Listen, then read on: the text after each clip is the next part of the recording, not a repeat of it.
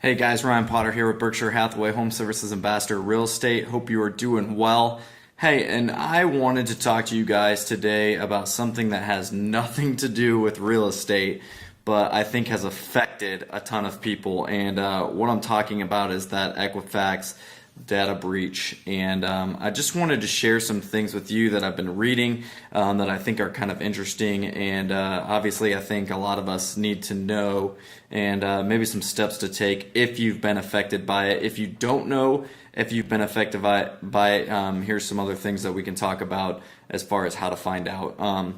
So in case you didn't know, there's 143 million American consumers who are exposed to this data breach in Equifax, and that is a lot, considering that they're one of the nation's three major credit reporting agencies here. I think it could affect a lot of people, and it has.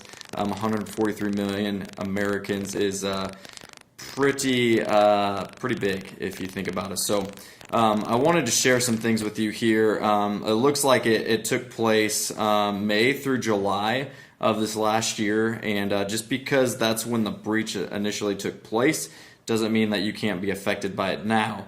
The importance to know and the things to think about is these people were supposedly able to get your name, social security numbers, driver's license numbers, credit card numbers, addresses, whatever it is to pertaining to your identity, is a good chance that they might have got it. And so if you're anything like me, that raises a lot of red flags, and it makes you think, okay, how do I know that I was affected by this, or how can I check that out? Here's some things that I would suggest to you, and as I've been kind of reading through some of these things, I'm going to give you four main things to kind of look at, and then that will kind of help you take those steps forward. But I think it's very important. The first one, obviously, is to check your credit reports. You know, Equifax, Experian, and TransUnion, I think, are probably the three biggest that people use a lot when they're doing that. So I would definitely talk to someone, if not one of those three companies, and find out if there's been any movement whatsoever on your credit report. Here's a fun story and how this relates to real estate. I said I wouldn't talk about it, but I'll bring that in. I've literally been in closing meetings where we're going through with the title company some of these assets and these liabilities with people. And I've been in a couple now where we've been looking through the assets and the liabilities, and it's the first time that my clients have looked through that and they've noticed some things that have showed up on their credit report that aren't theirs. And so they're like, hey, what is this for $15,000, or what? I mean, some pretty high numbers that are in their names that they didn't sign up for, they didn't do. And so we've had to go back and look at that and talk to their lender and to get to the bottom of some of those things. So it does happen, and unfortunately it happens to a lot of people that have no clue that it's happened until their credit report has been looked upon and looked over. And so that would be my first step for you, because I've seen it firsthand, even in the real estate business when it really has nothing to do with that. But that's one story and one reason how it's come up through that. So check your credit reports. Consider placing a freeze on all of your accounts.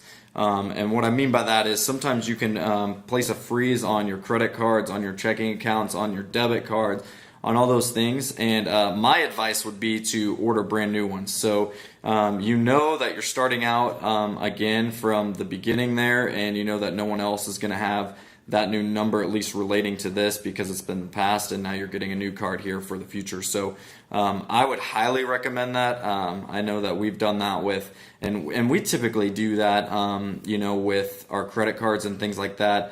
Almost every 2 months or so, we'll just have them cancel our card and order a new one, just because we don't want our number to continue to be out there. Think about all the places that you swipe your card at, or that you give your stuff that you buy online, that you give your card to. So it's just another way to stay safe and to stay monitoring that. So that's the second thing. Again, that kind of moves into my third, where monitor your existing credit card and bank accounts closely. So Again, if you don't know if you've been affected by this, even my wife this morning, she texted me and she's like, "Hey, we've got a charge on our card for this amount. Did you buy something?" And I was like, "No, I don't have that card on me. It's actually locked up in the bank." So either that was something you purchased or somebody has gotten our number and they've gone to purchase some other things. So she has been doing a great job, and I've been doing a great job of monitoring just our accounts and making sure that no one else has access to those accounts. And if they do, call your credit card company, call your bank, whoever it may be, get a freeze on it right away and tell them that you didn't make that purchase, and they should be able to handle that pretty quickly. And then the last thing, which I know a lot of you might not consider, but file your taxes early. And here's why. This is what they say. As soon as you have the tax information you need before a scammer can, your tax identity theft happens when someone uses your social security number to get a tax refund or a job. So respond right away to letters from the IRS. So basically what they're saying is when you get letters from the IRS, that's another thing. I've had a couple conversations with some people, and it's actually happened to me in the past week.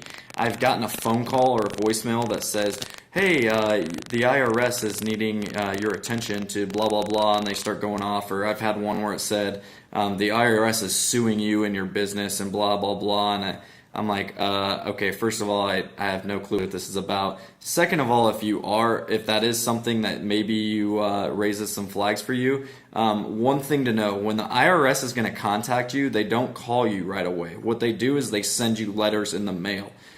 So know that you're not going to get a phone call from the IRS. Typically, you're going to get some letters in the mail, and they're going to ask you to respond. So that's a way to kind of eliminate those scammers that might be calling and trying to access some of your personal information as well. Never give out your social security, your personal information over the phone.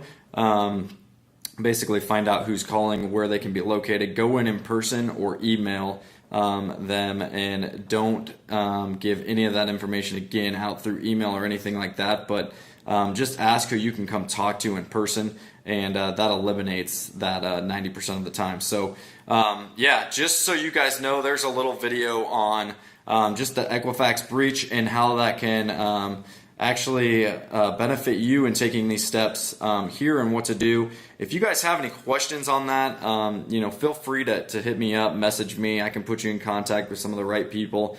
I've got some great lenders and some great people that I work with that could help point you in the right direction as far as steps to take when you deal with that. But the 4 that I listed are probably the main priority steps that you can take now, and take that into your control and make sure nobody else gets your information. So hopefully that helps you guys out. Thanks for tuning in. If you have any questions, like I said, check me out, realtorpotter.com, and I'd be more than happy to point you in the right direction. So thanks a lot, guys. Have a great one.